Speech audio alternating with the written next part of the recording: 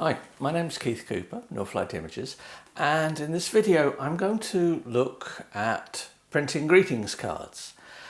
This is a bit different from the normal printers I look at in that I've got an Epson 8960 Workforce. It's an office printer. Yeah, it looks like a big photocopier. That's because you can use it as that. Now, I'm in the process of doing a review of this printer, and I'll have that in due course. It covers a lot more aspects of it.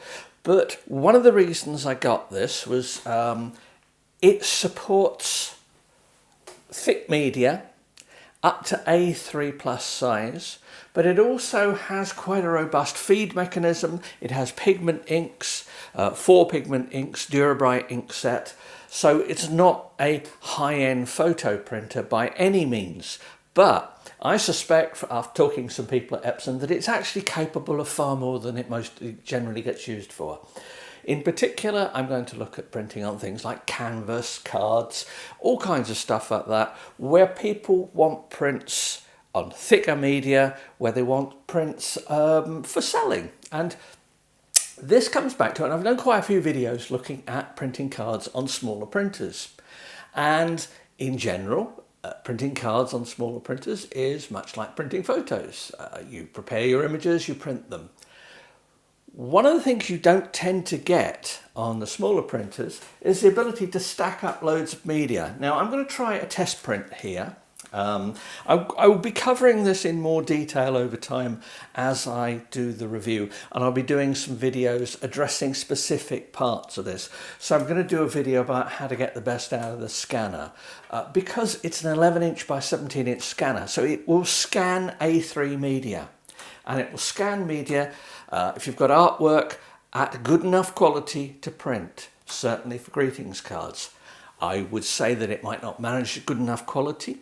Don't know for certain for exhibitions and the like, but certainly for cards and small sales of artwork, this might be a consideration. Now, I'll come back to some of the business aspects of this in a minute, but let's just try an example of printing. Now, I've created some custom profiles for this. Now, one of the problems really is that a printer like this does not come with ICC profiles, which you need for optimal colour reproduction. Now, I've produced lots of them, and I will be looking at making them available when I've done the review for people who want to test.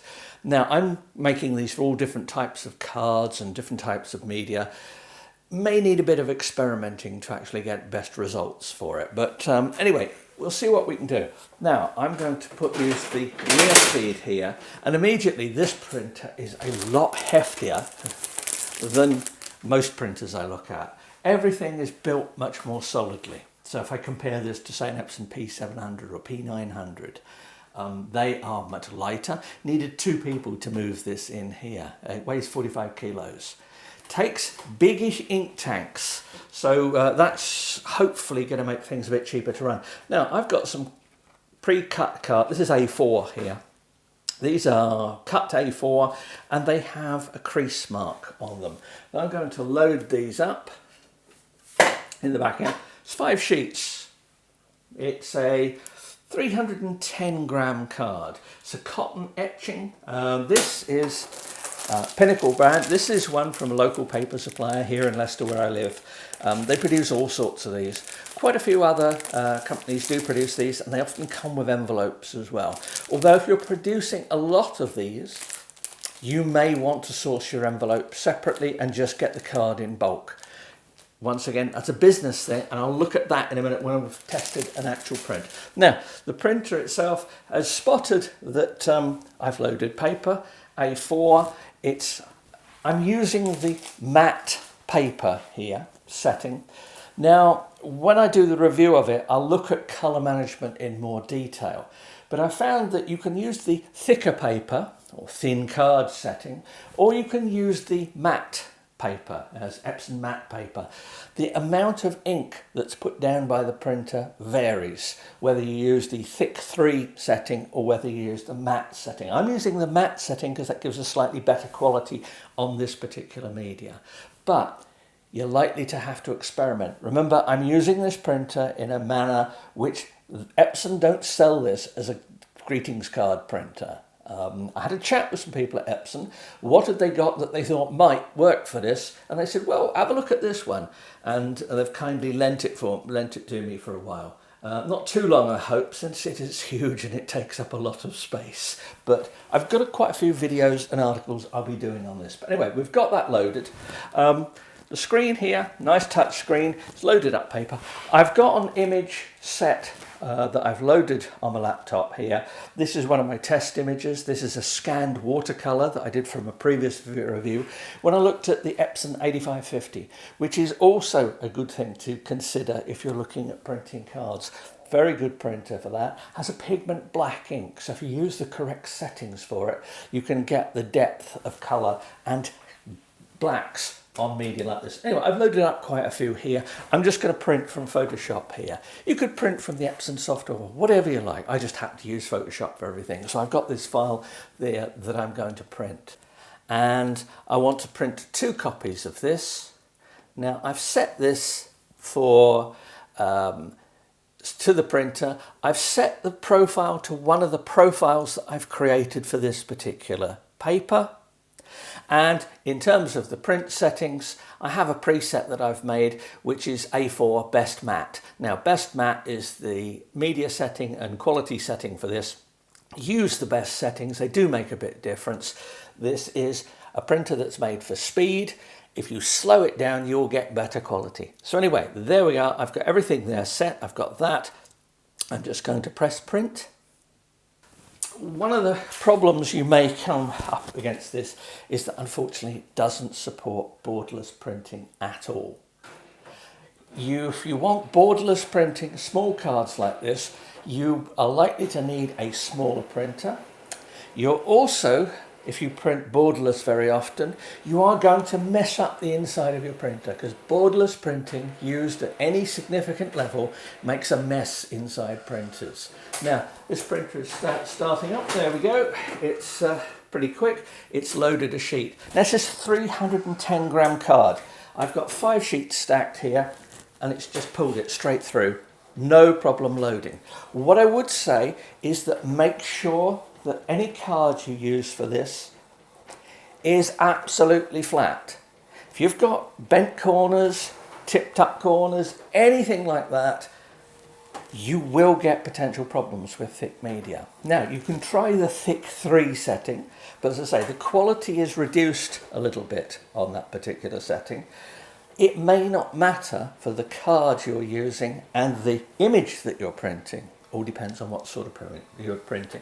Now, I've got profiles, I've got semi-gloss, I've got gloss paper, I've got all kinds of different profiles and stuff I've created for this. But that, I'll list all of those when I do the final review.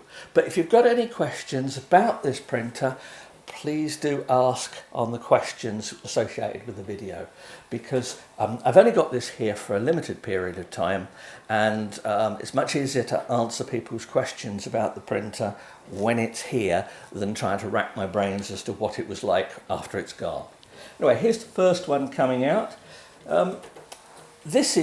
It will print faster than this. You don't have to have the best quality setting, but the fact that it's stacked to load means I can just load up a load of prints and off I go. I haven't tried this with a large number, but I'm looking at the back here of how the feed mechanism works.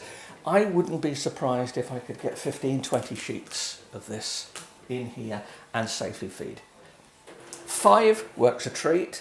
I haven't tried more. There we go, just loading the paper for the next one. Oh, there we go, there's first card. It's pre-creased, as I say, so there's a crease on it there. And I know from checking earlier on the colour management that some of these colours were slightly out of gamut, what the printer could manage. But for a 4-colour printer, that looks pretty good.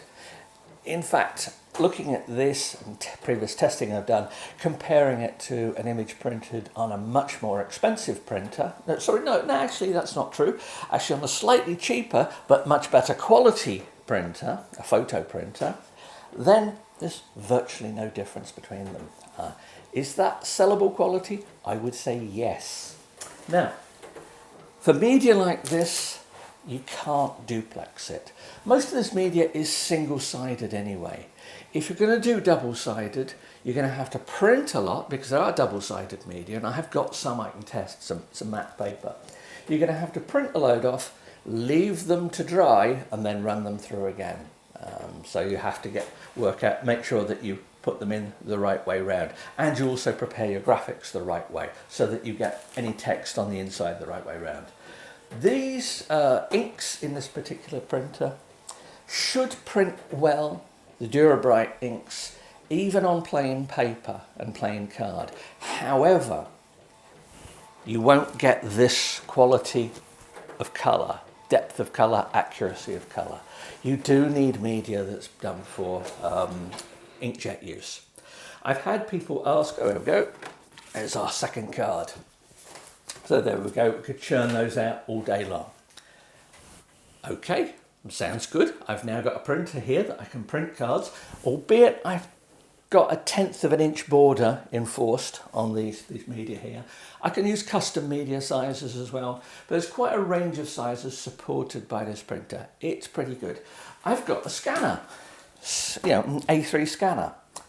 I've been doing some experimenting with this, and the scanner is very good. It's not a top-notch photo scanner at really ultra-high resolution, but it's certainly good enough for printing off artwork because you can scan at full size.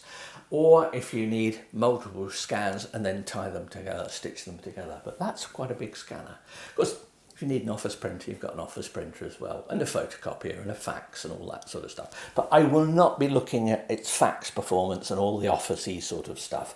I'm sure loads of people have covered that. There's a tray at the bottom here that happens to have plain A3 paper loaded in it. I could put A4, A3 paper, anything in here, variable size paper. But then, if you need an office printer, it's an office printer. Right, what about the prices for this? Well, this printer is just over £1,000.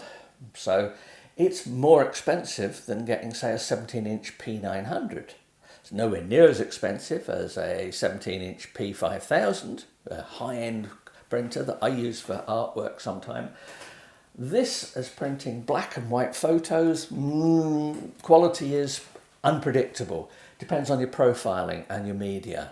I wouldn't want to print black and white artwork on this, not unless I liked having a slight magenta tinge. You can correct it, and I will be looking at that, but in general, with a 4-colour printer like this is for printing colour. Black and white is more difficult in many ways. So, back to the business aspects of it. So it's an expensive printer? Well, ish.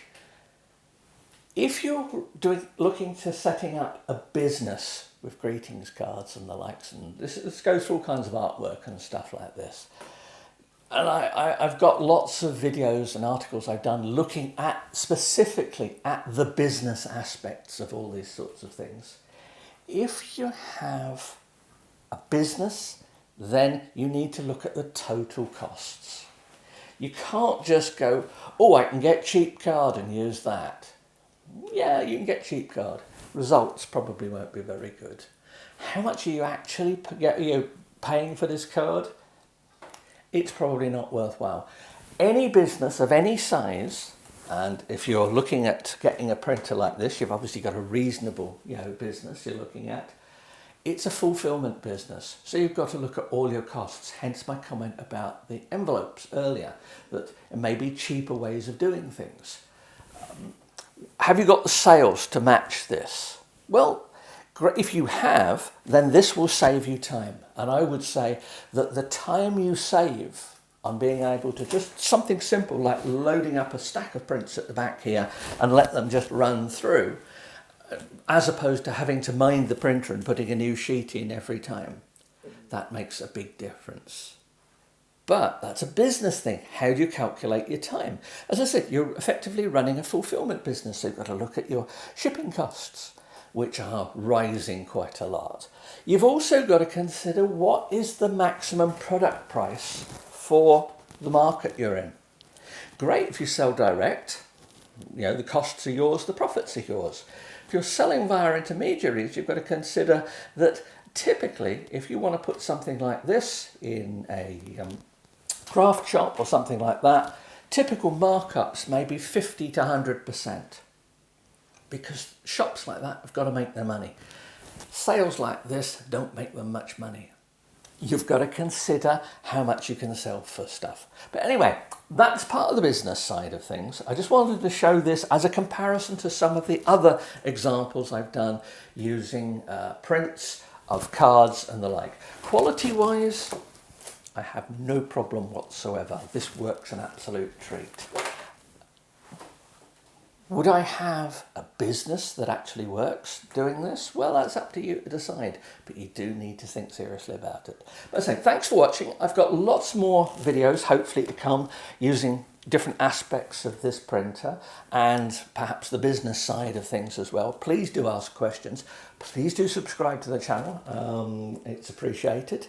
And thank you for watching.